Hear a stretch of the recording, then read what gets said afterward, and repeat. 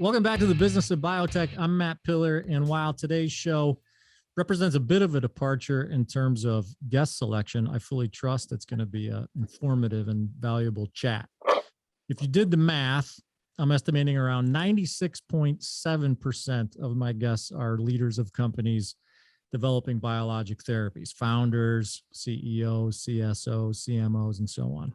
And that's obviously by design, but a bit earlier this year, I came upon a podcast called Molecule to Market. I gave it a listen and I instantly became a fan of its host, Raman Sehgal. Like me, Raman is not a scientist or an MD, but he's a guy who's deeply invested in the life sciences community and its people, and he's specifically dialed into the burgeoning CMO and CDMO spaces where his professional roots are sunk. He got his start in traditional Marcom roles, then cut his life sciences teeth at the Specials Laboratory and SCM Pharma before launching his own firm. He's an entrepreneur. He's a best-selling author. He's a podcaster. He's a blogger. He's a husband. He's a dad, and he's one of the most enthusiastic, energetic, engaging, inquisitive, and genuine people I've met, and I'm super happy to introduce him to you. Raman, welcome to the show. Oh, thanks, Matt. That's quite a lovely intro. So I feel very honored to be here on your show, especially as I'm seemingly a bit of a wild card. So thank you very much for having me. You know, it's fun to be the wild card, isn't it? You know, your roots in this space are far deeper than mine, by the way. I've been covering the life sciences and specifically biotech, biopharma for, I don't know, about 3 years now, I think. You know, your roots, at least you've got that marketing, manufacturing experience. And we're going to get into that a little bit when we talk about that space. But as I said, the first time I heard your pod, I just knew instantly, like, that's a guy that I'd like to have on my show because of, like I said, your inquisitive nature, your energy level, and just your chops in the space. One of my favorite episodes, by the way, was with the biopharm guy. That was a terrific episode. That was a good one. If you're going to check out Molecule to Market, check out that interview with the biopharm guy. And Molecule to Market's where I want to start, Raman. I want to start with the podcast because, like I said, that was kind of my first exposure to you. And I'm not going to do it justice, so I'll let you do the talking here. But Molecule to Market is it's a pharmaceutical focused podcast, but more specifically, you kind of spin around the circle of the outsourcing space, right? Yeah, that's exactly right. So it's very much a platform to have a conversation with an interesting personality from the outsourcing space, be it on the vendor side or on the kind of drug sponsor side as well. Obviously, as the market is developed over the last 20 years or so, the outsourcing space has become bigger and bigger, and it's, some of the firms in that space are as large as some of the big pharma companies these days. So it's focusing on leaders and businesses and interesting personalities. And it could be preclinical CROs, it could be clinical research organizations, CDMOs, packaging companies, analytical tech companies, anyone that's providing some kind of support or service to the pharma and biotech community is the bulk of the guests. But as I mentioned, we do get some guests on from, the buyer side, which is always really interesting as well to get some kind of counter perspective. And interesting, that's when I came across the exact opposite of your story. I came across because I went, oh, this is a market where these are the folks our audience is typically aiming at. So it's great that we can do this and kind of, those industries or those subsectors are colliding in real time. So it makes sense for us to collide these podcasts as well. Gosh, they sure are colliding in real time. And we're going to touch on that in a little bit, but you bring up a really interesting point, that's one of the reasons I was so comfortable and wanted to have you on the show, right? Like I generally do not invite by design the leaders of CMOs and CDMOs and CROs on the show. And we'll talk about why that is a little bit later. And that's a good thing. We can work synergistically. There's no competition here, Raman. Exactly, none at all. Yeah. Just don't let your pendulum swing too far toward that sponsor side. Then we're going to have problems. Why was 2020? You launched the podcast in 2020. Why was that I guess a pivotal moment? I mean, I'm assuming it was a pivotal moment. That's when you decided to do it. What was going on there that that sort of incited this idea? So historically, I'm a massive fan of podcasts, and I used to do when I was a kid in my early 20s. I used to do local radio DJing and stuff like that. I always quite fancied myself as a DJ, and then real life hits and you have to get a job and all that kind of stuff. And podcasting added so much value to my life. It's been a big part of my personal growth and my business growth and all that type of thing. And I always fancied doing a podcast. I never got around to thinking about what I'm going to do it on and what the subject is, because it's a very fragmented and a ballooning space now, podcasting. And then I actually remember the flight I was on, which was to JP Morgan in January of 2020, just prior to COVID. And I was living in Boston, and I was flying to San Francisco, and I had 6-7 hours on a plane.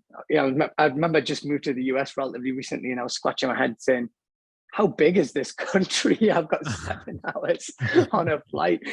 This, in the UK, that would get me to Dubai. But I used that time to really think about what people might find useful, and where was my expertise and where was my network. And it was very much thinking about something that no one had done before, but actually that I was passionate about and that I could give sticking power. I mean, Matt, you've probably seen the amount of podcasts that come and go.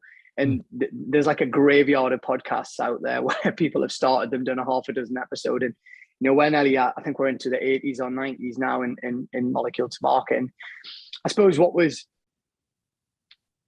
it coincided with, the launch, was COVID. And that was obviously unintentional given what happened. But, when the pandemic hit, events stopped, people couldn't get out and about. And obviously there was virtual events and all that type of stuff. But actually, what we found was people were trying to get their fix of industry insight and personalities and what's going on, and keep their pulse on the space.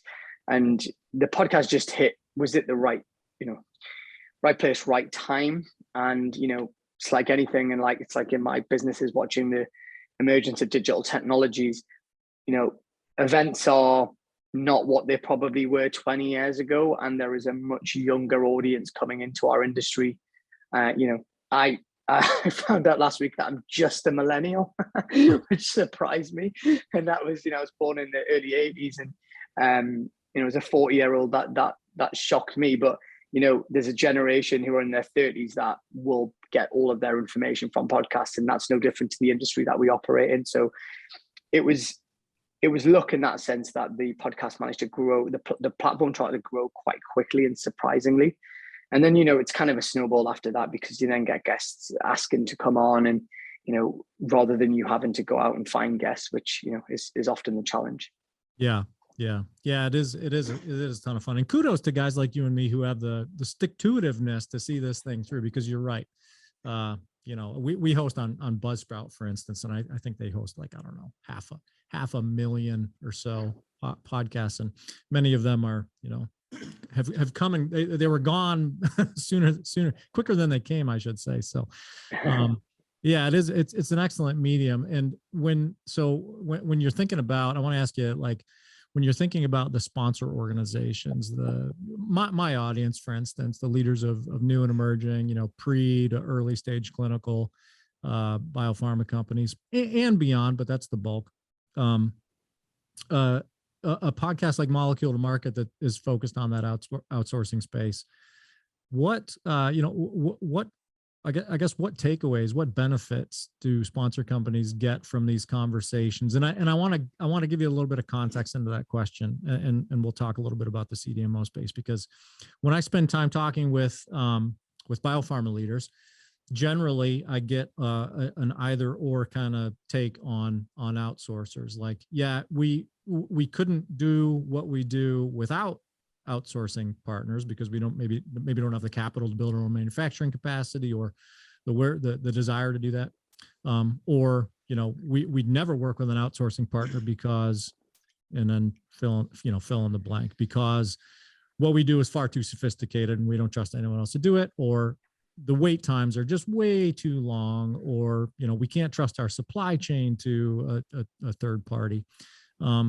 So kind of with that in mind, I guess that kind of sentiment. what would be the advantage? What would be the advantage of tuning into these conversations about outsourcing in the outsourcing space with your guests? Yeah, I mean, it's a great question, and I suppose outsourcing, and it's by its very nature, is quite broad. So I suspect all of your listeners will outsource something, whatever that might be. That could be medical communications, it could be preclinical, it could be manufacturing, it could be logistics. The chances of one of your listeners doing everything in-house is very unlikely. What I would say is the value in tuning in, particularly for anyone that's, I suppose, responsible for outsourcing or involved in the supply chain, or involved in procuring services and vendors, is they'll be able to see the world through another set of eyes, which, you know, like anything in life, is that kind of empathetic ability in nature often makes you a better, you know, whether it's a person or an organization, when you know the challenges.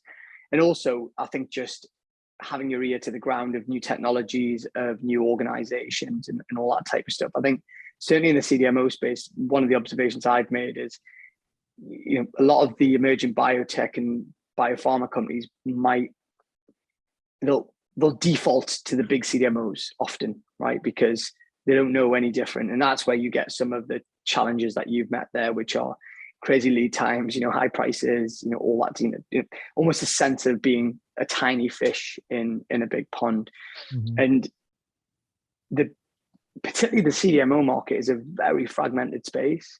And it's probably the same for most elements and most segments within outsourcing. And so I think exposure to other potential partners in the sector is a positive thing, and just getting an understanding of how these organizations work and what their challenges are.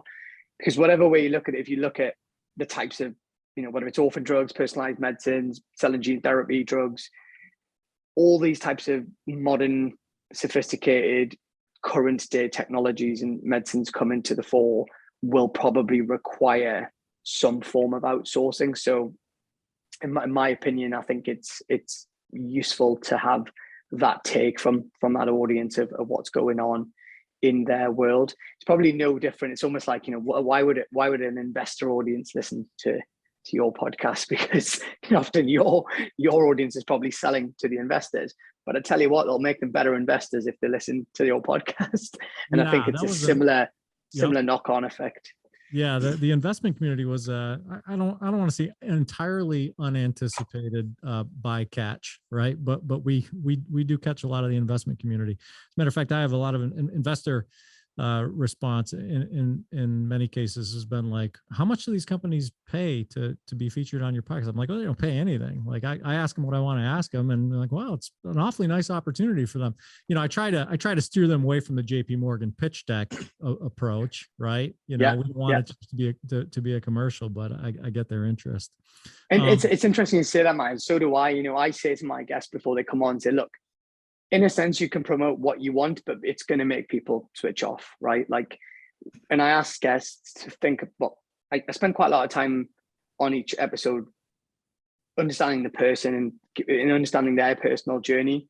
Yeah. And the reason I do that is often whatever the end result is something that I'm very proud of and something that they want to share with their family and friends and colleagues, because it has that personable, authentic nature. And I think whatever that medium is, whether it's podcasts or TV shows or radio, personal stories and anecdotes are just powerful. Like we love stories, but at the same time, I'll ask about trends and technologies and what's happening and what they're seeing in the market and tips around leadership and things like this. And actually what we try and steer away from is, oh, you know, we are a CRO that does X, Y, and Z. And like, no one, people can find your website and look at that stuff. So I think you bang on to, you know, from an investor perspective as well, to just, you know, avoid the big decks and kind of sell it, the sales pitch.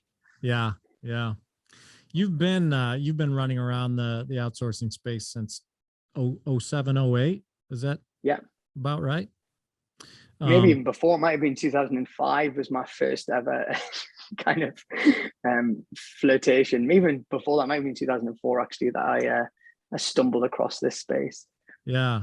So let's talk shop a little bit about like what's different now from the way it was then, how it's sort of the dynamic of the industry and how it's impacting. sponsor companies. Yeah, I mean, I suppose at a very basic level, it's a lot more, I'd say it's a lot more sophisticated, and it's a lot more global. It is hugely advanced than, say, 15, 20 years ago.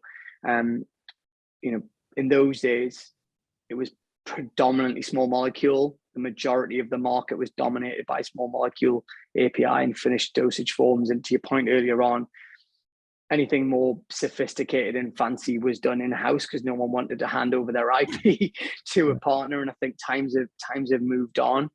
And certainly now, from what I see, is the growth of the sector has been phenomenal in all aspects. And that has been driven by your audience, right? Like, whatever way you look at it, the outsourcing space lives and dies by what's being thrown over the fence from big pharma, from biotech companies, from biopharma companies of all shapes and sizes. And that's fueled the growth, it's fueled the investment. I mean, you would have seen yourself in the last few years, the level of M&A activity in the outsourcing space is off the scale. It's, I know one of my investor kind of connections said they deemed it as one of the most investable sectors in the world right now. And you can kind of see why when you look at the tailwinds in the sector, and COVID kind of added fuel to that fire as well, because that certainly had an impact as well. So, in a sense, it's a very different kind of space. And one of the things I would say is, I think 15, 20 years ago, it's quite a transactional kind of relationship. And it's funny because I've heard quite a lot of guests talk about this as well, who've been in the industry for a while. It was kind of like, vendor and buyer, right? And, you are our supplier, you are producing X. And I think, those were in the days where majorities were CMOs. It was before the D in the CDMO appeared, for example. And what I think's happened in that time is just, it's definitely moved along that spectrum to be less transactional and more partnership based. And, how can companies collaborate and work better and add value? And it's still a very competitive market space. So there is lots of opportunity for your audience to kind of engage with different companies and look for new technologies. And yeah, it is a very exciting time, I have to say. It's been a very solid 6-7 years in the outsourcing space. I certainly feel very grateful to have stumbled into this sector and spent my entire career in it. Yeah. And it is, you mentioned M&A as sort of representative of the growth in the space, but even organic growth, man, it seems like, I don't know that, honestly, I'm not exaggerating. I don't know that 2 days go by without a release crossing my desk about ground being broken on a new outsourced manufacturing facility funded by, any number of investors or companies. Yeah. There are a lot of holes being dug in the ground here in the States to create new manufacturing capacity in pharmaceuticals. So it is an incredible growth space. And like you, I feel fortunate to be in this space. I mean, I don't know, the people, the personalities, the opportunities to learn, the altruism. I mean, it's a wonderful place to be. I totally agree. And I have worked in other sectors when I was younger, and I do find it a very, I'm going to say friendly, but that's probably too extreme. Like there are much more cutthroat sectors out there, I would say, than this one. And there is always a desire to produce something ultimately that's going to help patients. Like, everyone is united with that same goal. Clearly there's commercial considerations and all that, but having an industry that's ultimately united towards producing new medicines that are going to impact our families is always a good thing. And I don't think we should ever forget that. For sure. And I think, to bring it back to one of the trends that you mentioned, that collaborative spirit is it's presenting itself in the outsourcing space. To your point, we're seeing hybrid models. We're seeing, models where sponsor companies are plugging their senior leadership and shop floor expertise into the outsourcers facility, to work on their projects. All sorts of, it's sort of a, there are unwritten rules, right? Maybe not even rules is what I'm saying. Like there are all sorts of different models taking shape right now in terms of how sponsors and outsourcers are working together. And in a way, I mean, it's awesome. And it speaks to that collaborative spirit. It also kind of in a way can maybe convolute or confuse the easy to understand transactional nature of the past. I mean, what are you seeing there around how, I guess, sponsors are digesting? Are they even aware of the opportunities for, co-work environments and hybridization? And I don't know what the buzzwords are for that concept, but how are they embracing that? Are they aware of it? How are the outsourcers remodeling their commercial model to accommodate that kind of relationship? Yeah, I think it's a really interesting topic, actually, and it's funny because I definitely think there's a blurring of the lines happening at the minute, which wasn't there 20 years ago. And what I mean by that is, it's interesting. A lot of the big pharma companies are building facilities or are reusing existing facilities effectively as contract services now. So, if you look at someone like AbbVie Contract Manufacturing does it, Sanofi has a business like that. Pfizer Center One is one of the best CDMOs in the world, and it's a subset of obviously Pfizer. And I think what'll be really interesting in the next few years is, will it go the other way? And what I mean by that is, some of the contract service providers are really big organizations now, multi-billion dollar organizations. They have the means, they have the knowledge, they have the capability to actually develop products. And I think what will be really interesting in the next few years is how, if we see any of those businesses try to almost morph into their customer base, that causes all kinds of potential IP conflict and all that type of thing. So, back to your point around hybrid kind of collaboration and how companies work closer together, the partnership thing is so important. And it is, if you are working on, say, a critical medicine with a very tight milestone to hit a clinical deadline or to hit a commercial deadline, it's not, you have to work closely with a partner together, but there has to be that level of trust between the companies. And so it's going to be fascinating in the next few years to see those lines blur and see if in 20 years time, Matt, you and I might be doing the same podcast because they might be the same companies, which is quite ironic because obviously, where this all stopped, where outsourcing came from, if you go back, 30, 40 years ago, which was, companies building facilities for clinical trials, not using them and thinking, well, that was an absolute waste of money. There's probably a better way of doing this. Let's find a contract manufacturer who can do it. So, I mean, the kind of full circle of life. So it is quite funny. Yeah, and it's business. I mean, at the end of the day, it's business. You're just talking about we may be running the same. We'll co-host. Let's make a pact. If it comes to that, you and I will co-host 100%. The Business of Biotech Molecule to Market podcast, or if you prefer, the Molecule to Market Business of Biotech podcast. But a company I've had Tim Miller, the CEO at Forge Biologics, is a company that comes to mind. They started out as a company that intended to address a specific indication and build a therapy for it. And, it's business. A smart way to fund that was, hey, we have enough money to build some manufacturing capacity. Let's, quote unquote, rent it out, right? Like outsource some of that. Well, the company's gone insane. I mean, they're building like crazy, and that now they're, first and foremost an outsourced manufacturing partner, and just happens to be working on a proprietary pipeline as well. So just one example, but exactly what you're saying. All right, let's talk just for a few minutes about some of the challenges in the space. I don't want to get your take on those, and then we'll shift gears a little bit. But as I mentioned, the sort of mixed emotions around lead times. There's everyone, whether you're doing things in-house or outsourcing right now, everyone's affected by supply chain constraints in API, in consumables, in single-use technologies. Let's start with those. How, just generally, how is the outsourcing community reconciling those challenges? Well, I mean, it's interesting because what you said before around, there's a lot of breaking ground happening in North America. And I think there's been a few there's been a lot of challenges in the space in the last few years, and it's been driven by a few kind of key factors. And, whatever way you look at it, there isn't enough capacity and capability in the outsourcing space to actually meet the demand of drug sponsors at the minute. The US in particular is quite an interesting place, because actually over the last 20, 30 years, more and more US business has been sent to Asia in terms of, look at API manufacturing, for example.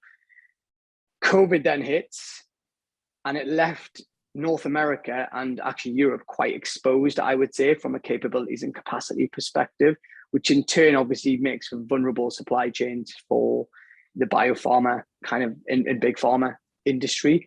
And I think you throw into that mix the geopolitical challenges of, not just COVID in terms of transporting things and supply chains, but also just, what's happening in Europe at the minute is, you've got instability, just makes for a very exposed and vulnerable supply chain. So I think some of these challenges are definitely contributing to what we're seeing in terms of kind of movement in the space at the minute, which are definitely seeing a redeployment of supply back to the West. This was a trend that was talked about early on in COVID, but the more and more people I speak to, the more and more I'm seeing this being a real thing, where proximity of supply is becoming quite important to drug sponsors. So, 10 years ago, they might have sent everything to somewhere else in the world. And actually there's almost a nervousness there around, well, what happens if we have another pandemic? What happens if a boat gets stuck somewhere else in the world? What happens if things, escalate in Europe? What's that going to mean for, particularly in North America, what's that going to mean for our supply chains? So we've seen some interesting things around, whether it's redeployment or kind of distribution from kind of east to west. The other thing I think, which is quite interesting, the kind of challenge there is just, and I think this is important for the kind of the biopharma listeners of yours, is almost strategically building resiliency into their outsourcing models. So, for example, could they have a contingency could they have a contingency vendor in place? Could they have another supplier elsewhere in the world kind of set up? It's all, and then that's having a knock-on effect, if that makes sense, because say you have a biotech company that cannot miss its clinical milestone, and they've got 2 CDMOs set up, right? Those CDMOs then have multiple API and excipient suppliers and packaging suppliers and everything that sits underneath that. And then they've got multiple suppliers because no one wants to miss. So I think the complexity around supply chain, the vulnerability, is a massive challenge at the minute. And what doesn't help is obviously the costs of doing anything at the minute, the cost of transport, inflation, salaries, interest rates, everything is on the rise. And I think that makes for kind of more challenges. And so, I'd say, back to your earlier conversation, risk sharing, risk mitigation, and actually just working closely together, I think in a more proactive way. I think everything I've just mentioned there was reactive to what happened during the pandemic. And I think companies should be taking a much more proactive view on, we can't predict every eventuality, right? We can't predict if there's going to be another outbreak of war, if there's going to be, sure, another epidemic or pandemic. But what we can do is we have enough history now to see, we know what things could happen, and let's get ready for these things. So I would certainly encourage your listeners to be proactive about that kind of risk mitigation and supply chain security piece, because things are going to go down, things are going to be challenging. The reasons could be anything, but nevertheless, just trying to work closely with vendors and outsource partners in the space, and having those open conversations around, like, how do we build in a kind of almost like supply chain security, but for, like quality by design, but for supply chain, I think is really important. When you're striving to excel in a new arena, the best guides are the ones already doing it well. The Business of Biotech brings those voices forward to help new and emerging biopharmas turn their innovations, like mRNA and cell and gene therapies, into clinical realities. Tune in and subscribe for insights on hiring, regulatory, and other need-to-know topics for biopharma leaders. The podcast is brought to you in collaboration with Cytiva. Check out their resources at cytiva.com/emerging biotech. That's CYTIVA.com/emerging biotech. Yeah. All right. One more challenge I want to throw at you to get your take on. You mentioned earlier, we were talking a little bit about the synergy between our audiences, right? Like the biopharma sponsor audience is what's driving this incredible and unprecedented growth in outsourced manufacturing. And has been for quite some time. Although in the last 12, 18 months, a lot of that early stage innovation, a lot of those early stage companies are struggling, pretty mightily from a capital market standpoint, right? A cash runway standpoint. We're seeing a lot of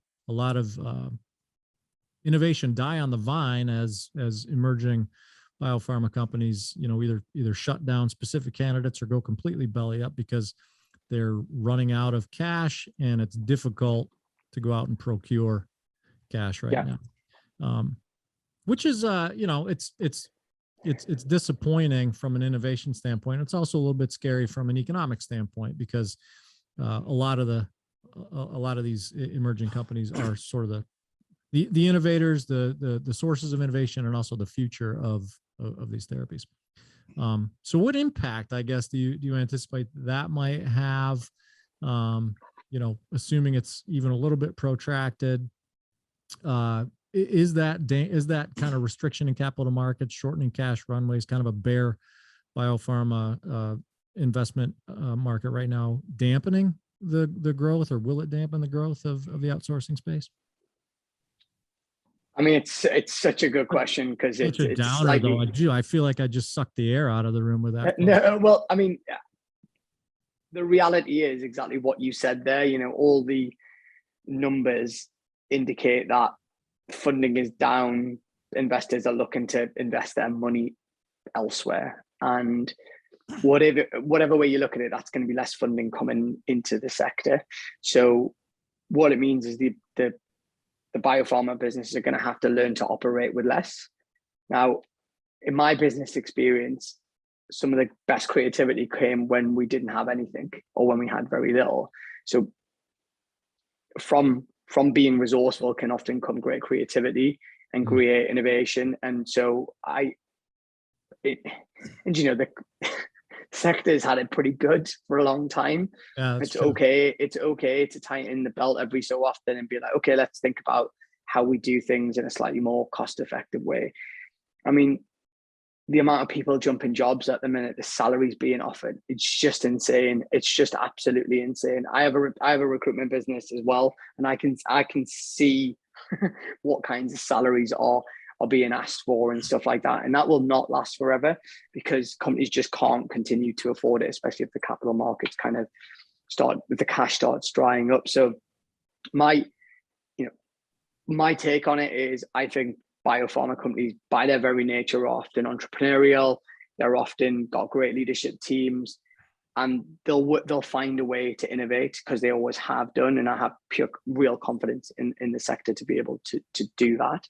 And the knock-on effect actually for the outsourcing space might be, bizarrely, that even more is outsourced, which sounds like a contradiction in terms. But if you take a biotech company with, say, it's got 500 staff, right? And if you look at that staff count and say, well, there are 300 overhead within that team that could be outsourced instead. There are another 50 that are nice to have type stuff.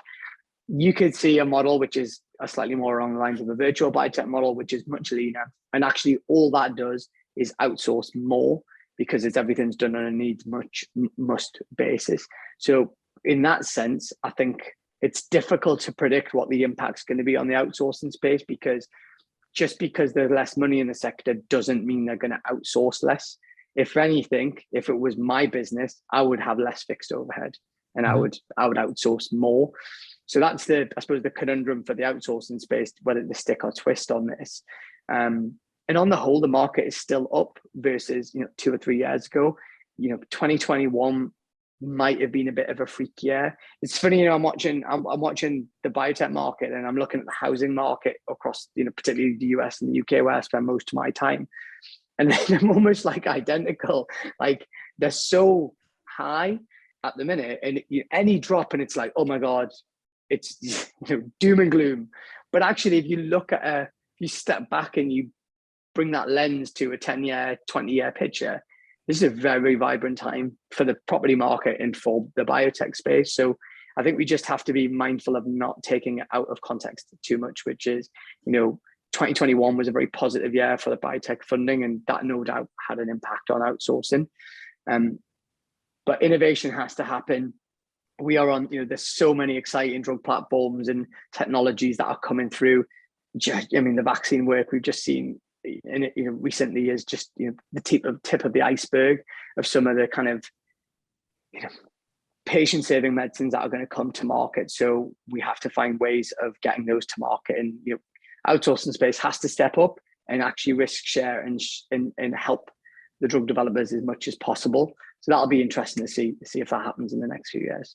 Yeah, that risk sharing and assistance with drug development kind of gets back to that, some of those blurred lines we talked about a little bit. And I've always kind of been, I don't know, the outsourcing space from an editorial coverage perspective on Bioprocess Online, as well as on this podcast, has always presented a bit of a conundrum to me in that we view outsourcers as vendors / suppliers.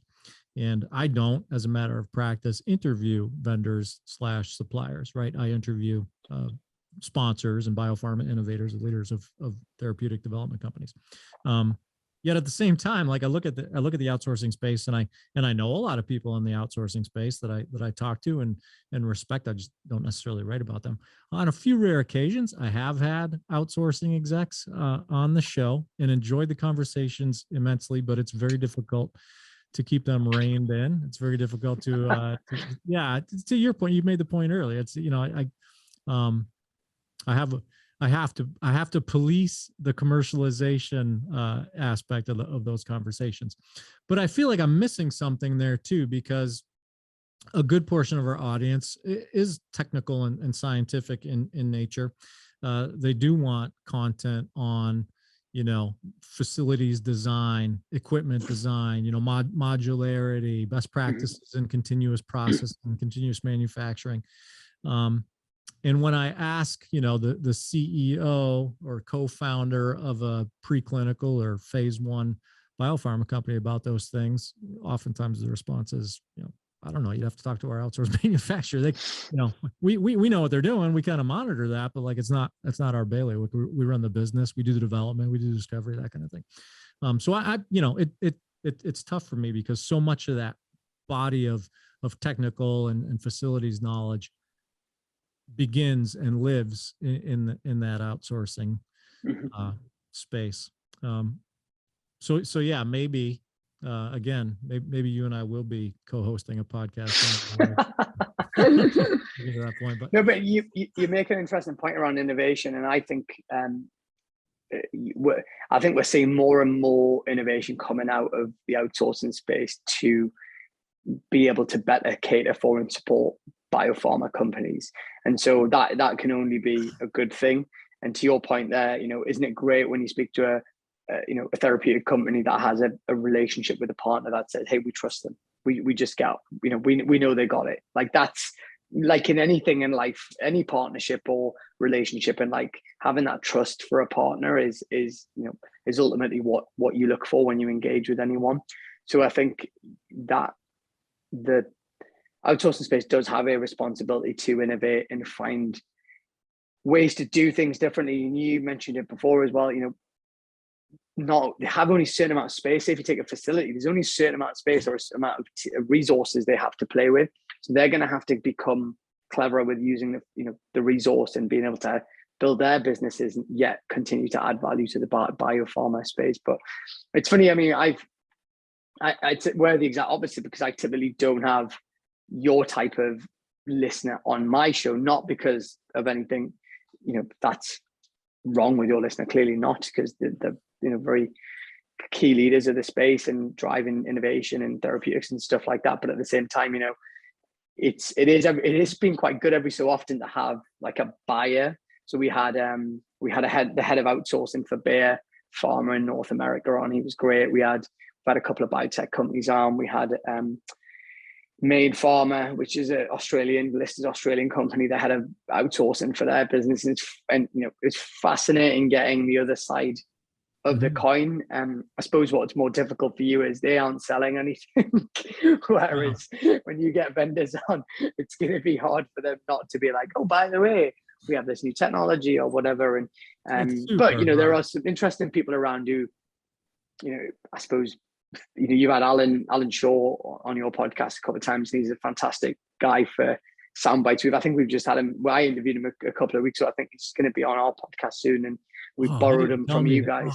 I'm recording. I definitely did tell you.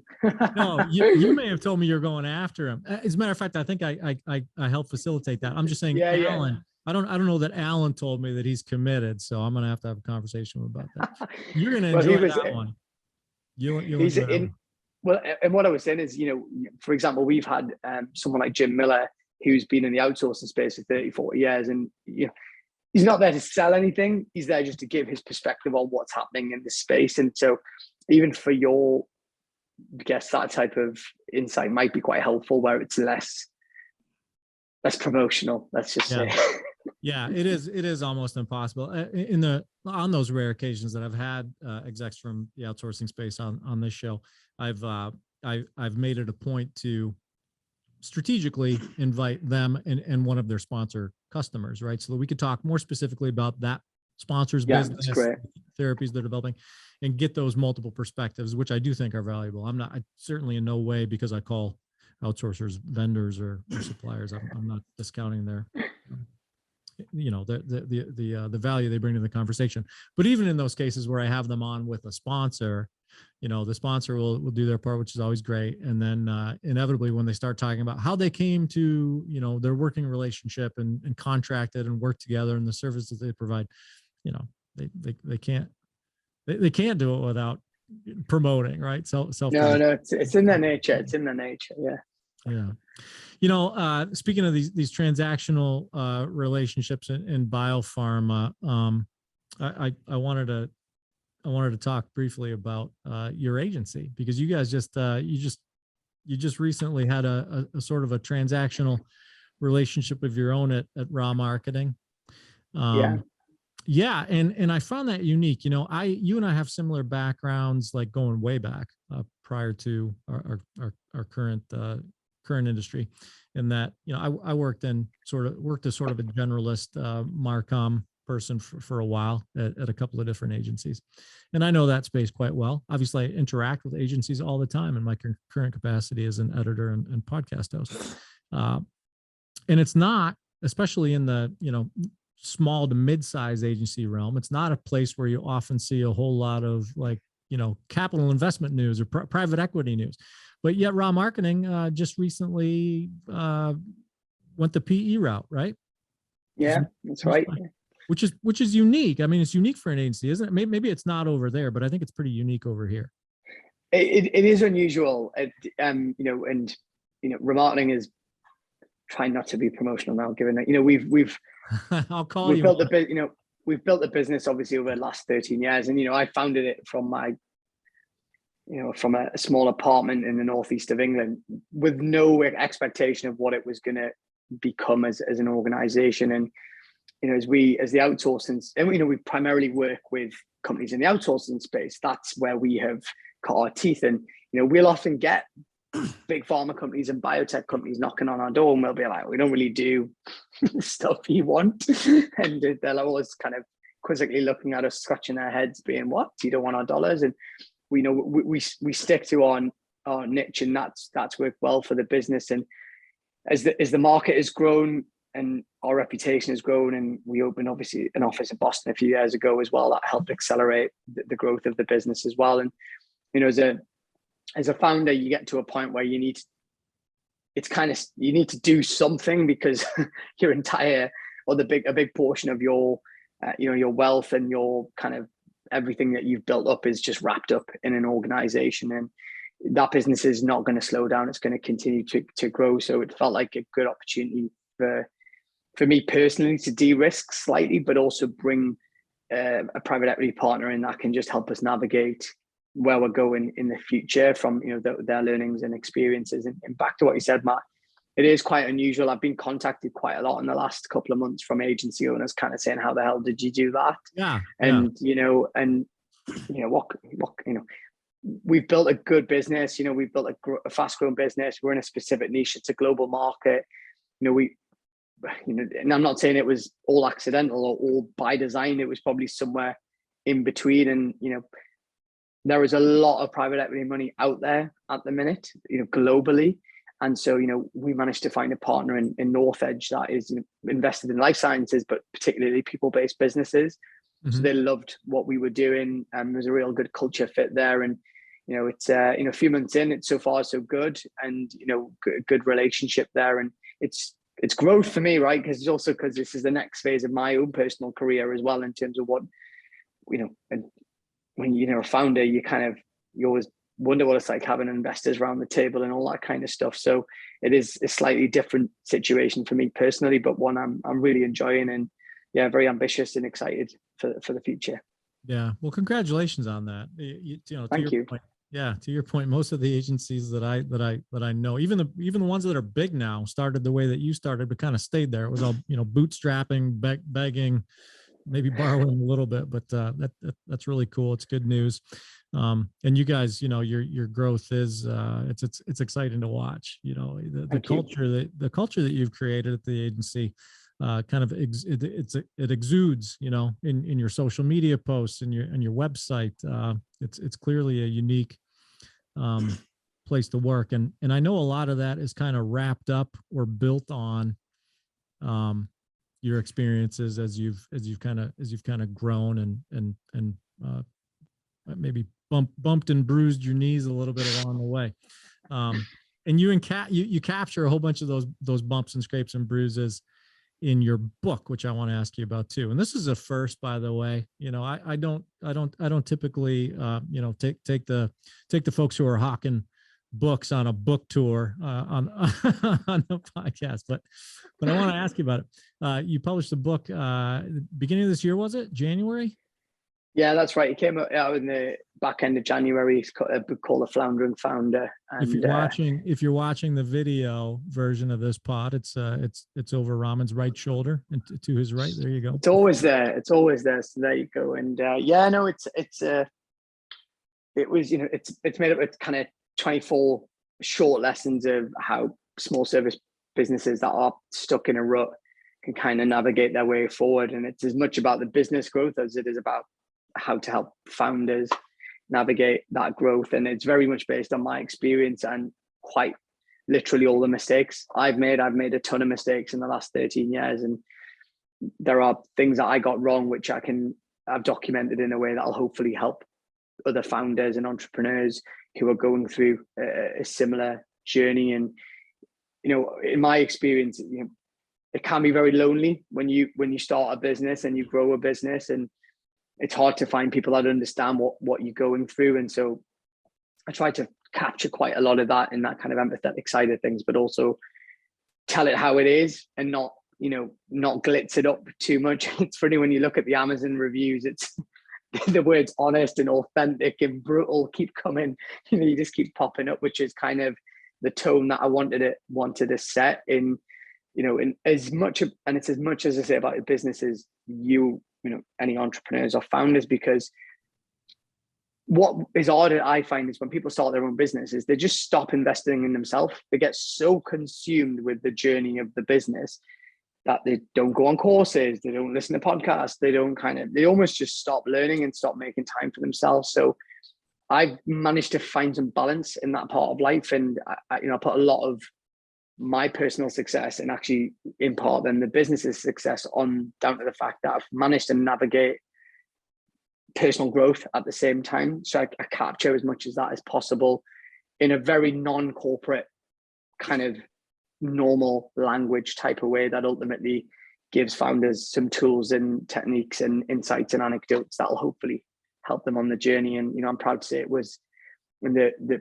end of January, it was a bestseller in the US and the UK and kind of entrepreneurship and kind of small business books in the US and in UK, which was, a very proud moment. I haven't got it behind me, but I did receive something from my publisher the other day. It's a beautiful framed picture, which I'll put on LinkedIn at some point. But yeah, it's been a really fun thing to do, quite honest. Very, very humbled by the feedback from people. And I got one guy message me a few months after it came out and just said, he just sent me a lovely message on LinkedIn saying, I was really struggling. I came across your book. It's just given me fire in my belly to get over the challenges I'm going through. And honestly, I showed my wife's like nearly wanted to cry, watching this, because, it wasn't, well, most people don't make money from books. It's not something you do to make money. My intention was, I think I could capture something that can help people in the future. And it was really lovely to see that kind of genuine impact that I've made on someone's life. I didn't know the guy, I don't know where he lives or anything like that. And it's just nice to see you can help people elsewhere in the world. Yeah, that's very cool. And it's sort of I guess I'd say it's not like a horizontally focused book. Like, it's not specific to founding any specific type of business. And I'm curious about that, because, there's value, right, in that book, I would presume, for the significant portion of our audience who are founders of biopharma companies, who I think are prone perhaps to that mindset that you talked about, where you become sort of, you withdraw almost to the point where you're so focused on, you think about a founder of a biopharma company who's working on perhaps a piece of intellectual property that was acquired from academia. That's their life. Maybe they're a scientist to begin with. Maybe they were involved in the discovery of that molecule. And there's a lot of work to be done, right, in the discovery and development of that molecule as a potential therapeutic. It's easy to put your head down, focus exclusively on that task, and maybe building a team to tackle that task, and kind of lose sight of not just yourself, but the world around you, the space around you, the industry around you. I guess if you could draw maybe an anecdote or two that might be particularly compelling to this space, right? Founders in the space of therapeutic drug development. Yeah. And you're right. A lot of the learnings in the book, especially in the second half, are relevant for any founder and leader of an organization. And so, one of the things, and I think it's applicable to your audience, is, on the service side of things, not every client is a good client, and you have to learn to say no. You have to learn to recognize what is a good opportunity and what is a bad opportunity. And I think, one of the tools I talk about is, in our business, we call it a defense checklist, right? We talk about, if the potential buyer of our services demonstrates these types of behaviors or does this type of stuff, we walk away. We don't even let them in the gate. Now, I would argue for a biopharma leader, you could do something like that for an investor audience, right? Like, not every investor is going to be a good investor. I'm sure most of your listeners have got scars they can share.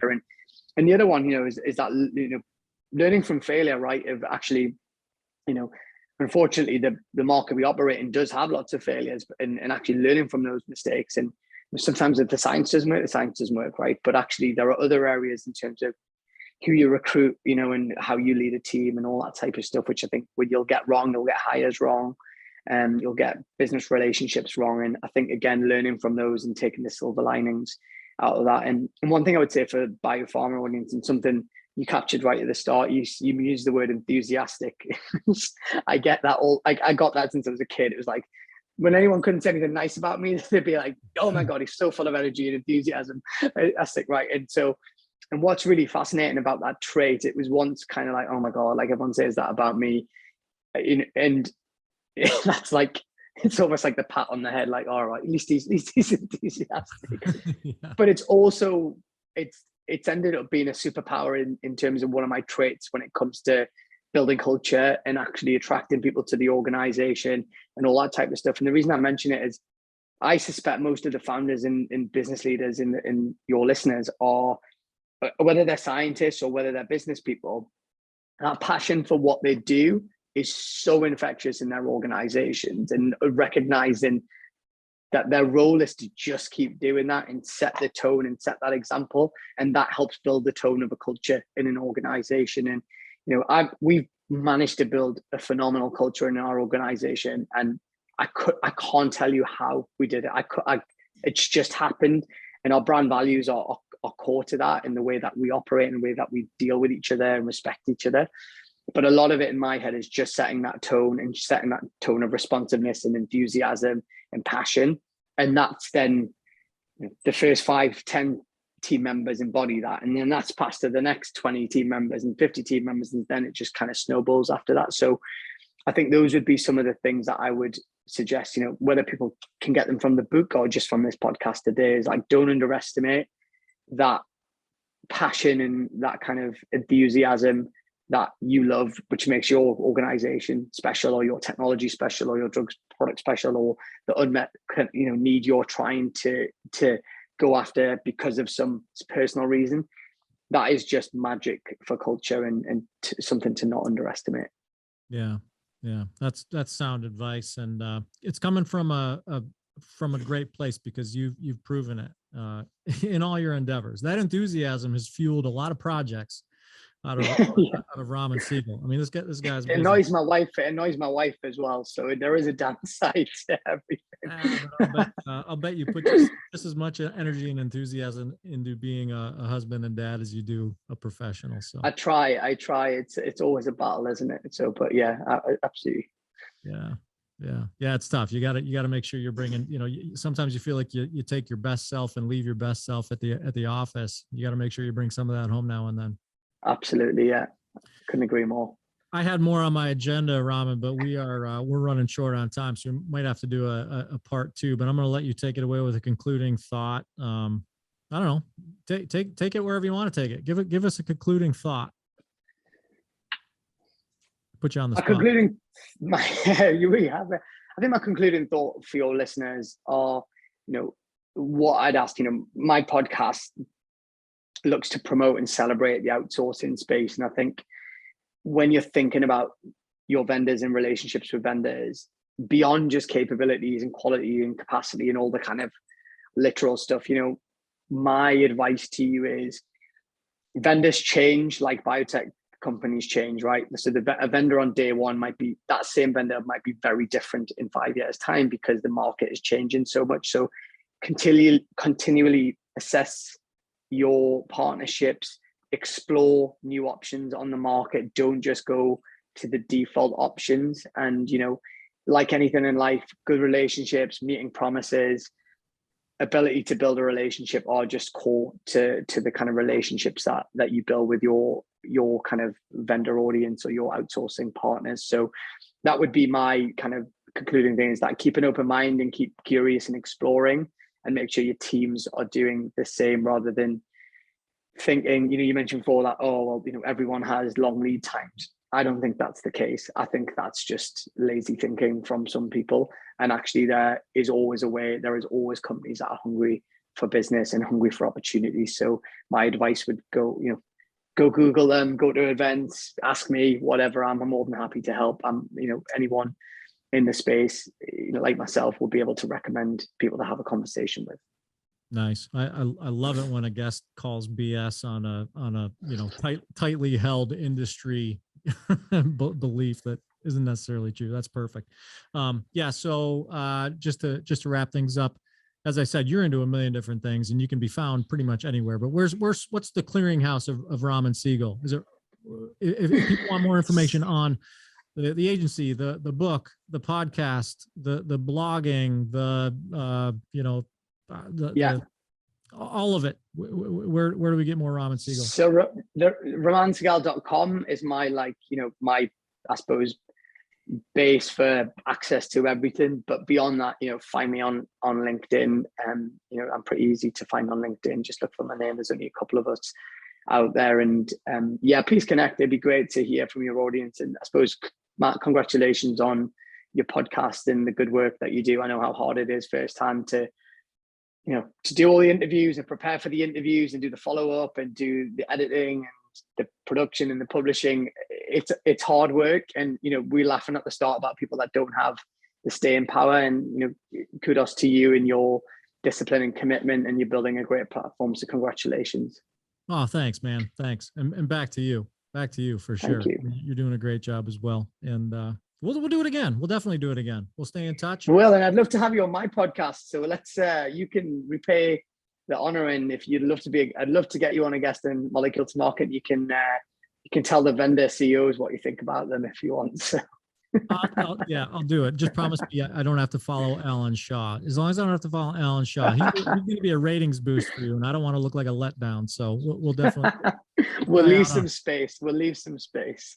Definitely, we'll tie out on that. Thanks again, Raman. Thanks, Matt. So that's Raman Sehgal. I'm Matt Pillar, and this is the Business of Biotech. We're produced by Bioprocess Online. We're supported by Cytiva. Both Bioprocess Online and Cytiva demonstrate our commitment to helping emerging biopharma companies navigate the business of biotech at bioprocessonline.com and cytiva.com/emerging biotech. Check those out. Please subscribe to my Bioprocess Online newsletter.